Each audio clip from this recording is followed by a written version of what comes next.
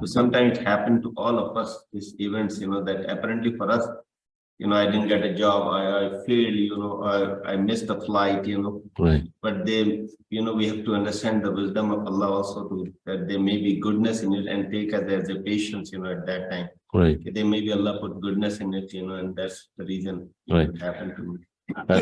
Actually, when we say there might be goodness in it, no, there is for sure goodness in it.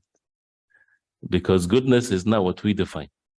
So even if there's nothing is good for the worldly benefit, but the goodness of it that Allah guided you to make you patient. That's right. And things, yeah. And it's always good. Right. It's always even good. you're punished, that means your sin is erased. Right. Right. And subhanAllah, even with the situation with the child, and subhanAllah, as Ibn Kathir rahimahullah, he said, in the city when the child was killed, he said, Qatada said, قَدْ فَرِحَ بِهِ أَبَوَاهُ. His parents, they were so happy and rejoicing when he was born. وَحَزَنَ عَلَيْهِ حِينَ قُتِلْ. And they were so much sad and grieved when he was killed.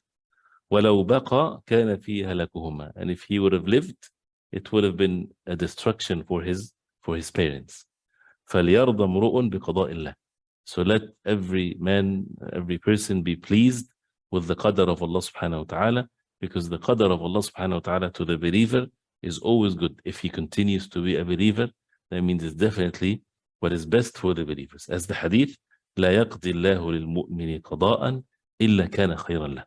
Allah subhanahu wa ta'ala does not decree anything for the believer unless it's best for the believer. So this is what is unique for the believers, that it's best for the believers at all times. But for the disbeliever, as far as the qada of Allah is good. But it might not be good for the individual if it leads them to the hellfire. But it's good in principle because this is part of the test that Allah subhanahu wa ta'ala created the people for. That moment is very painful, it's hard to accept the qadar of Allah because of the weakness of iman, like we all go through. Right.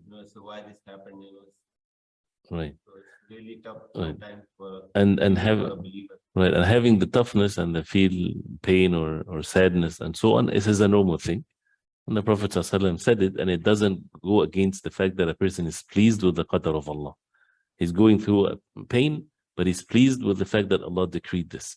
So the matter of being pleased with the qadar of Allah should not be challenged. The person should never say anything that opposes this. Like, why this is happening to me, this and that. This is a sign that the person does not have the proper belief in Allah subhanahu wa ta'ala, but rather focus on his pain. Yes. And he seek rewards from Allah subhanahu wa ta'ala and seek means to relieve himself from the pain. All of that is good. But the qadar of Allah is definitely a beautiful thing. And to ask Allah subhanahu wa ta'ala for strength at all times.